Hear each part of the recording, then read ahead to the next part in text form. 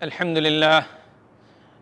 لله الذي لم يزل ولا يزال حيا قيوما سميعا عليما والصلاة والسلام على خاتم الأنبياء والمرسلين الذي لا ينطق عن الهوى إن هو إلا وحي يوحى أما بعد أعوذ بالله من الشيطان الرجيم بسم الله الرحمن الرحيم والنجم إذا هوى ما ضل صاحبكم وما غوى وما ينطق عن الهوى إن هو إلا وحي يوحى প্রশংসা মাত্রই আল্লাহ রাব্বুল আলামিনের জন্য দুরূদ সালাম বর্ষিত নবী মুহাম্মদ মুস্তাফা সাল্লাল্লাহু আলাইহি ওয়াসাল্লামের প্রতি ইসলামী একমাত্র আল্লাহ রাব্বুল আলামিন প্রবর্তিত জীবন বিধান, ইসলামী আল্লাহ রাব্বুল আলামিনের নিকট মনোনীত জীবন ব্যবস্থা আর ইসলামের মূল উৎস হচ্ছে কোরআন এবং নবীর সুন্নাহ, আমাদের নবী সাল্লাল্লাহু আলাইহি ওয়াসাল্লামের হাদিস।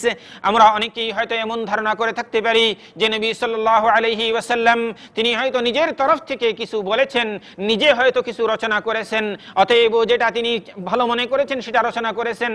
আজ থেকে ১,৫০০ বছর পূর্বে সেই যুগের জন্য সেটা যুগ অনুগত ছিল, সেই যুগের জন্য যেটা যুগ জিজ্ঞাসার জবাব হিসেবে ছিল সেটা তিনি নাজিল করেছেন। কিন্তু আজকের এই ১৫০০ বছর পর আধুনিকতার এই যুগে, সেটা ইন্টারনেটের এই যুগে, এই মিডিয়ার এই যুগে সেটা আর চলবে না, এটা হয়তো আমরা অনেকেই ধারণা করতে পারি। কিন্তু জেনে রাখুন যে আল্লাহ রাব্বুল আলামিন আসমান জমিন এবং এতদুপয়ের মধ্যে যা কিছু আছে সব কিছুকে সৃষ্টি করেছেন, যে আল্লাহ রাব্বুল আলামিন তিনি হচ্ছেন এই হুয়াল আউয়াল ওয়াল আখির ওয়াল যাহির ওয়াল বাতিন, তিনি পূর্ব পর সব কিছু সম্পর্কে সমভাবে অবগত। তিনি জানেন সৃষ্টির জন্য কোন বিধান, কোন সময়ে, কোন যুগে কোনটা তাদের জন্য উপকার হবে। সেই জন্যই আল্লাহ রাব্বুল আলামিন বাণী চিরন্তন কোরআন নাজিল করেছেন এবং তার নবী মুহাম্মদ সাল্লাল্লাহু আলাইহি ওয়াসাল্লামের মাধ্যমে ইসলামী জীবন বিধানকে প্রবর্তন করেছেন। ইসলামী জীবন বিধানে নবী সাল্লাল্লাহু আলাইহি ওয়াসাল্লাম যা কিছু বলে গিয়েছেন তার মন থেকে কখনো একটা কথাও তিনি বলেন নাই। যা কিছু বলেছেন সবই আল্লাহ রাব্বুল আলামিনের তরফ থেকে ওহী। আল্লাহ রাব্বুল আলামিন যা ওহী হিসেবে তার কাছে প্রেরণ করেছেন তিনি তাই বলেছেন। মন গড়া একটা কথাও আল্লাহ রাসূল সাল্লাল্লাহু আলাইহি ওয়াসাল্লাম বলেন নাই। অতএব নবী সাল্লাল্লাহু আলাইহি ওয়াসাল্লামের হাদিসগুলি সকল যুগের, সকল সময়ের, সকল পরিস্থিতির মোকাবেলায়, সকল পরিস্থিতির সাথে সামঞ্জস্যশীল, এতে কোনো সন্দেহ নেই।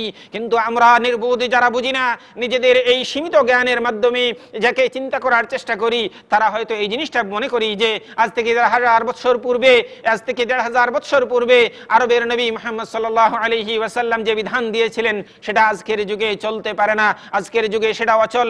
এটা কখনো হতে পারে না। এটা আমাদের নিজস্ব চিন্তাধারা এবং নিজেদের চিন্তাধারার ত্রুটির প্রমাণ। আল্লাহ রাব্বুল আলামিন তার নবী মুহাম্মদ সাল্লাল্লাহু আলাইহি ওয়াসাল্লাম প্রবর্তিত জীবন বিধান তথা হাদিস সম্পর্কে চ্যালেঞ্জ করে বলেন, ওয়ান নাজমি ইযা হাওয়া, কসম নক্ষত্রের যখন তা অস্ত যায়, মা দাল্লা সাহিবুকুম ওয়া মা গাওয়া, তোমাদের সঙ্গী পথভ্রষ্ট হননি এবং বিপদগামীও হননি। ওয়া মা ইয়ানতিকু আনিল হাওয়া, আর সে মন গড়া কথা বলে না। কে? নবী মুহাম্মদ সাল্লাল্লাহু আলাইহি ওয়াসাল্লাম, তিনি কখনো মন গড়া কথা বলেন না। ইন হুয়া ইল্লা ওয়াহয়ুন ইউহা, তা তো কেবল ওহী যা তার প্রতি ওহী রূপে প্রেরণ করা হয়। অতএব হাদিস সেগুলি ওহী। জেনে রাখতে হবে ওহী দুই প্রকার। একটা হলো ওহী মাতলু, যেটা কোরআন তিলাওয়াত করলে সওয়াব পাওয়া যায়, যেটা আমরা তিলাওয়াত করি, সকলেই পাঠ করি, প্রত্যেক মুসলমান কোরআন তিলাওয়াত করে এবং জানে যে কোরআন তিলাওয়াতের মধ্যে সওয়াব রয়েছে। আর দ্বিতীয়টি হচ্ছে ওহী গায়রে মাতলু, তথা যেটা তিলাওয়াত করলে সওয়াব পাওয়া যায় না, তিলাওয়াত হয় না, সেটা অনুযায়ী আমল করতে হয়, আর সেটাই হচ্ছে হাদিস। রাসূল আল্লাহ রাব্বুল আলামিন তার নবী সাল্লাল্লাহু আলাইহি ওয়াসাল্লামকে যখন যেটা নির্দেশ দিয়েছেন তখন তিনি সেটা পালন করেছেন এবং সেটা তিনি নির্দেশ দিয়েছেন।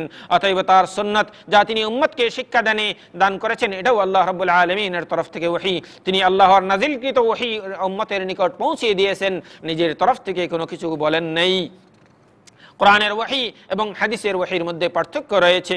আল্লাহ রাব্বুল আলামিন তার নবী মুহাম্মদ সাল্লাল্লাহু আলাইহি ওয়াসাল্লাম এর সম্পর্কে তার নিজের ভাষায় একথা বলেছেন, ওয়া আনজালাল্লাহু আলাইকাল কিতাবা ওয়াল হিকমাতা ওয়া আল্লামাকা মা লাম তাকুন তা'লাম ওয়া কানা ফাদলুল্লাহি আলাইকা আযীমা।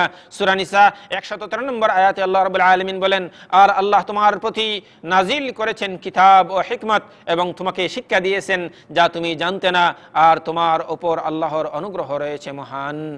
আল্লাহ রাসূল সাল্লাল্লাহু আলাইহি ওয়াসাল্লাম তিনিও বলেছেন, আলা ইন্নী উতিতুল কিতাব ওয়া মিসলাহু মা'হ, জেনে রাখো আমাকে কিতাব দান করা হয়েছে এবং এর সাথে অনুরূপ আরও একটি কিতাবও দান করা হয়েছে। এইটি আবু দাউদ কিতাবুস সুন্নাহ, সুন্নতে আঁকড়ে ধরার অধ্যায়ে আলবানী এই হাদিসটিকে সহিহ বলেছেন। অতএব বোঝা গেল কোরআন ওয়াহী এবং নবী সাল্লাল্লাহু আলাইহি সাল্লামের সুন্নাত ওয়াহী, আর এই দুটির মধ্যেই সৃষ্টির জন্য, মানবতার জন্য, জগৎবাসীর জন্য দিক নির্দেশনা রয়েছে।